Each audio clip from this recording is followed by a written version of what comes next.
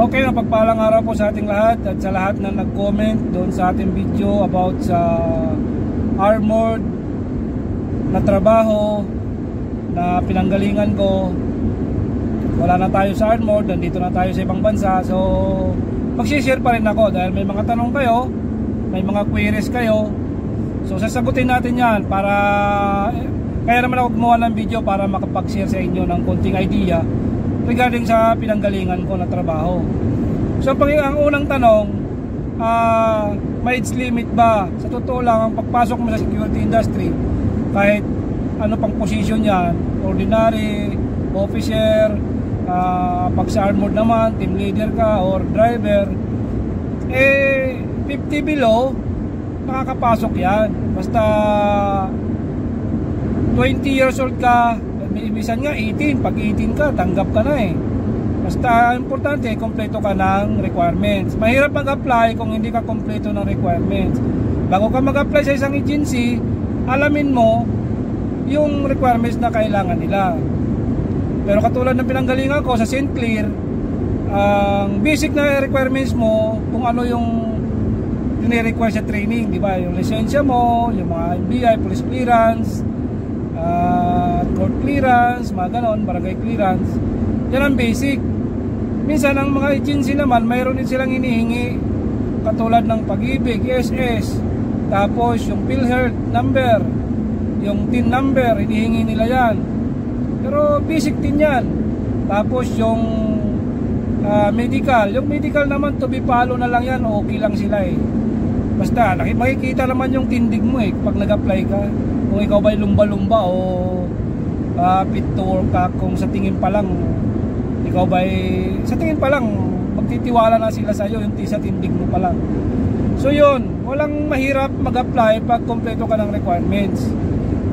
Yung mga karagdagang requirements na hinihingi ng agency, to be follow na lang yan. Tatanggapin ka nila, basta sasabihin sa iyo na kailangan i-provide mo yon. Pag na-hire ka na at may sahod ka na, i-provide mo na yon.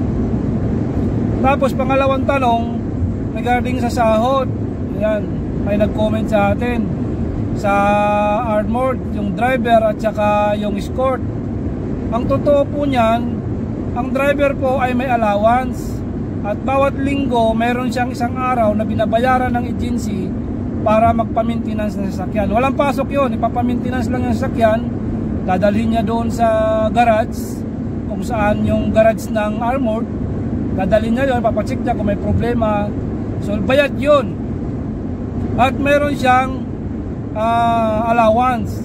So sabihin na lang natin, katulad nung nare-receive kong allowance ay nasa 80 lang. Pero yung iba sa ngayon nasa 100, pataas na. Katulad ng Brinks, kung sabi nila 100 pataas ang bigayan ng Brinks.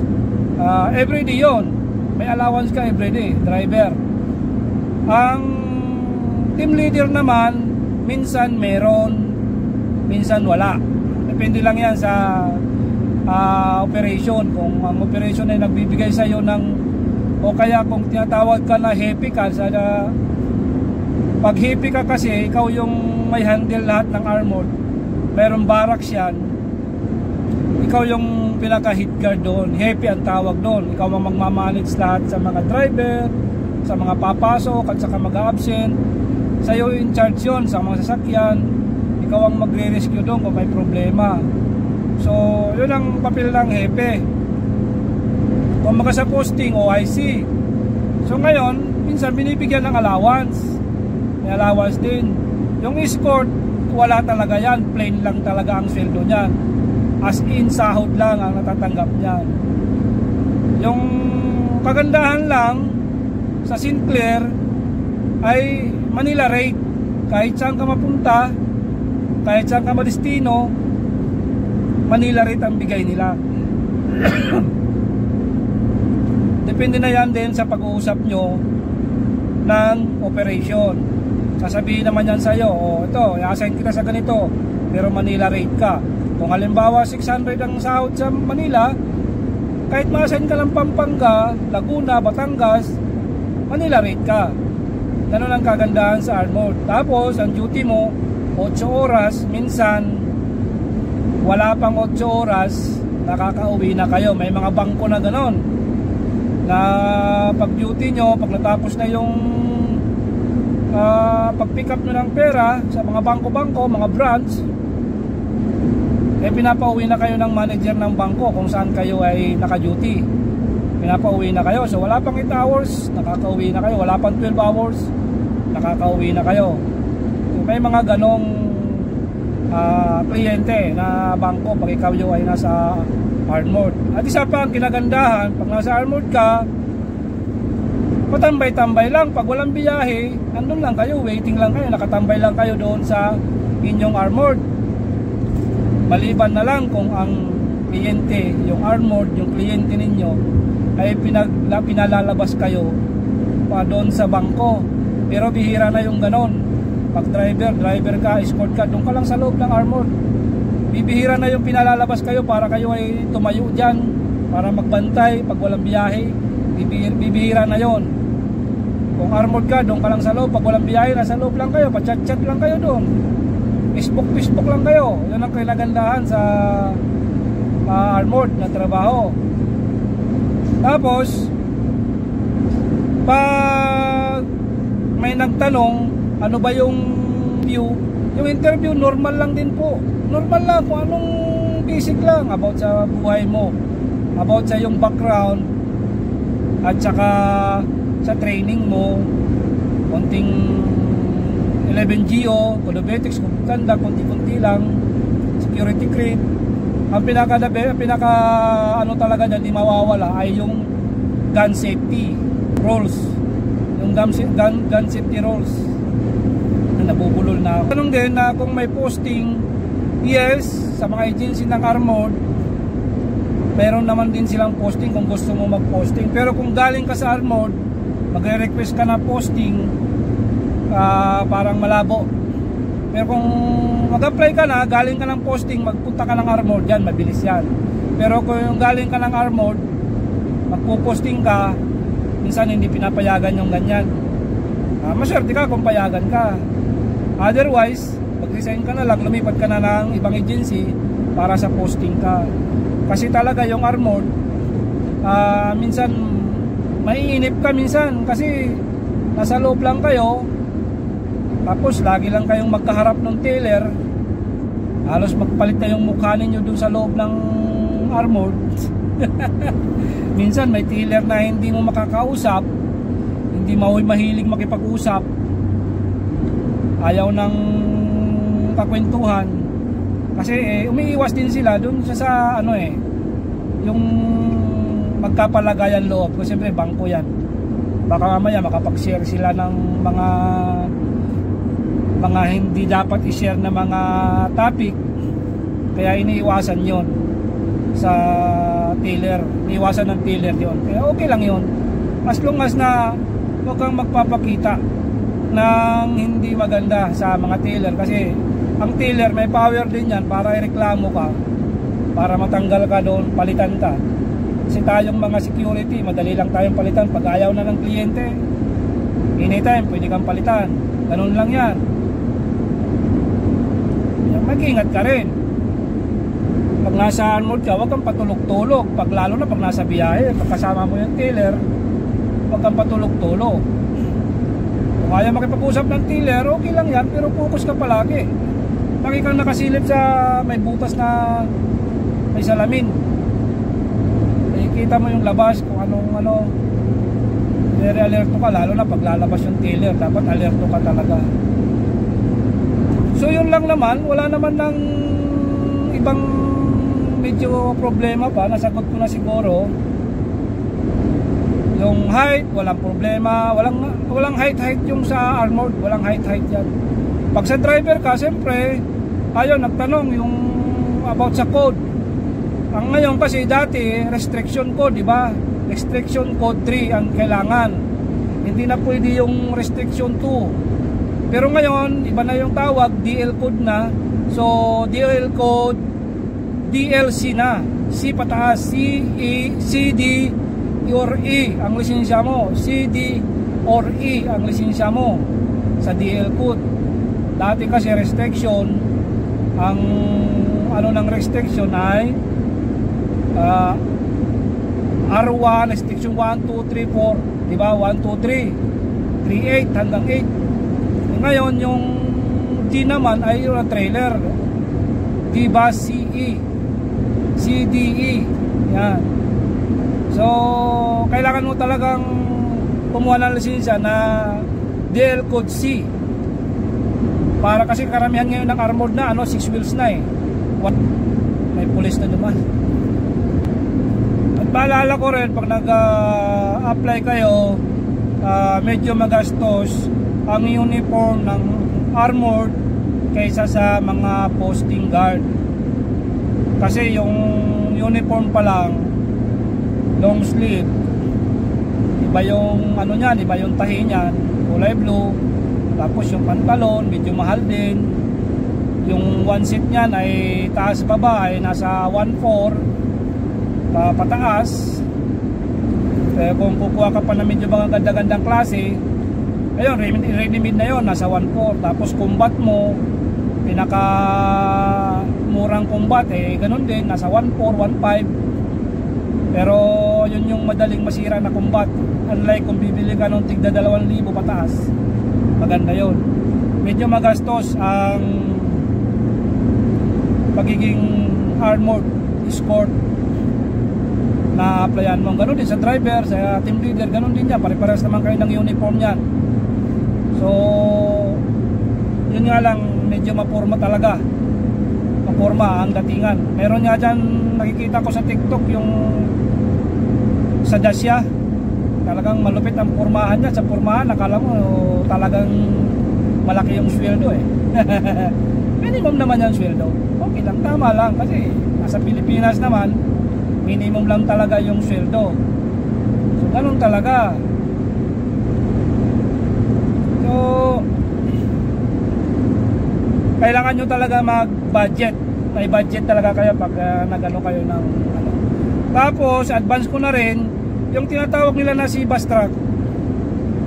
Mayroon mga armored agency ng armored na kailangan nila yung si bus truck. Pero kadalasan ngayon, i-hire ka muna nila, tapos sila na yung magpo-provide ng si bus truck training para sa crew nila. So salary deduction na lang. Hindi rini-required yung agad-agad may si bus truck ka na kaagad na certificate. Hindi naman rini-required kaagad yun. Kasi habang nasa trabaho naman kayo, tuloy-tuloy pa rin yung training yun. May patawag yan palagi, yung minsan ng bangko, may patawag ng mga seminar. Yung agency may patawag na seminar pag halimbawa wala kayong pasok, Sabado, Linggo. Ayun. Yung unfair lang sa escort at saka team leader, wala silang bayad. Yung pag Sabado, Linggo walang bayad, pero yung driver, yung isang araw dyan may bayad sila. Halimbawa Linggo pupunta sila dun sa garage, may bayad yun sila. Wala naman silang papatsik lang nila sa sakyan. Pero kung malayo ka, kahit hindi ka pumunta doon, gawa ka lang sa TTR, chinek mo yung sakyan, okay pa, bayad na yun. Kahit hindi ka umalis, bayad yun. Kaya huwag kayong pag-alanganin na iisipin nyo napakahirap. Ex-military, hindi na kailangan yung ex-military ngayon. As long as na gusto mo, may training ka, may requirements ka, lahat ng requirements mo ay na-provide mo, buong loob mo, matatanggap ka sa pagiging armored crew. Kaya yun lang mga kalibel, sa lahat ng nagnanais na mag-join sa armored, kahit anong agency pa man yan, huwag kayong matakot. Kahit wala kayong experience sa security, mag-apply kayo, matatanggap kayo. Tuturuan naman kayo niyan. Wala namang security na marunong agad. Ang importante kasi dyan, may training ka. Alam mo yung nag-training ka, hindi yung training lang sa palakad, talahib yung lisensya. Pero kung nag-training ka, advantage na talaga yun pag nag-training ka talaga. Ilang araw ka nag-training? Ilang araw ba yung ngayon training? 21 days yata yung training ngayon. So marami kang matututunan, mga rules, mga batas. Kailan ba ka pwedeng bumaril, kailan ka pwedeng hindi bumaril. Ganun yun. importante mag-training kayo. Pag may lisensya na kayo, huwag na kayong matakot mag-apply. Kailangan nyo lang ng budget. Budget estimated mga 15,000 pataas ang budget nyo, mula training hanggang mga uniform ninyo, hanggang matanggap kayo, mga 15,000. Pero marami naman yung agency ngayon na tumatanggap ng train now, pay later. So kung wala kayong budget, kausapin nyo lang ang training center. Andyan yung Balyan to, nag-accommodate sila ng train now, pay later. Pag may trabaho ka na, saka mo nababayaran yung ano mo, training mo. Sila pa mismo ang naghahanap ng agency para sa'yo, para direkta na kakaltasin na yung sweldo mo, kung magkano yung atraso mo sa kanila, yung total na tinulong niya sa'yo pag training mo. So unti-unti yung kakaltasin sa'yo, depende sa usapan nyo, 1,000 bawat sweldo, kinsinas katapusan 1,000, depende na yon. So ganun lang mga ka-armored, mga ka-59, huwag matakot, huwag mag-alinlangan. Pag gusto mo maging isang armored crew, walang problema, lalo na kung bata ka pa, lalo na kung ang height mo 5'5" pataas, pasok na pasok ka dyan. Kahit nga yung mga 5'2", may mga kasamahan ako 5'2" lang, tanggap So how much more kung ikaw ay 5'5" pataas, tapos high school graduate ka o college level ka pa, nako, lalo na advantage na yon. Ngayon lang naman, high school graduate lang naman ang kailangan. Kahit nga sa mga PA at saka sa mga security officer, high school lang pwede na Pero may mga requirements nga lang sa experience, diba? Kailangan may experience ka bago ka maging officer. Bago ka maging PA, dapat may experience ka na 5 years bago ka mag-training ng PA. Kung hindi naman, dapat college graduate ka. Ganun lang yan. Kaya kung balak nyo mag-PA, mag-security muna kayo na ordinary. Pag I think 3 years okay na experience. Pero wag muna doon, mag-ordinary muna kayo para sulit ang experience ninyo. At masasabi, pag nagdating kayo sa ordinary o kaya sa armored crew kayo, ibang level yun. Kumbaga sa marami ka lang alam doon. Kaya wag kang dadirect sa PA. PA ka kakaagad, wala kang experience, mga ngamuti ka. Kahit sabihin natin may training ka, maliban lang kung yung babantayan mo na VIP ay kamag-anak mo. Hindi mahigpit. Paalam mo naman ngayon, ang laki ng sweldo ng PA. Kaya dapat sulit din ang nila, sulit din ang serbisyo na ibibigay mo. Okay, at mahaba na yung video natin. Maraming salamat po sa atin lahat. At kung may mga katanungan pa kayo, mag-comment kayo dyan sa baba para magawa tayo ng video. At least makapag-share ako sa inyo ng konting idea. Okay, God bless.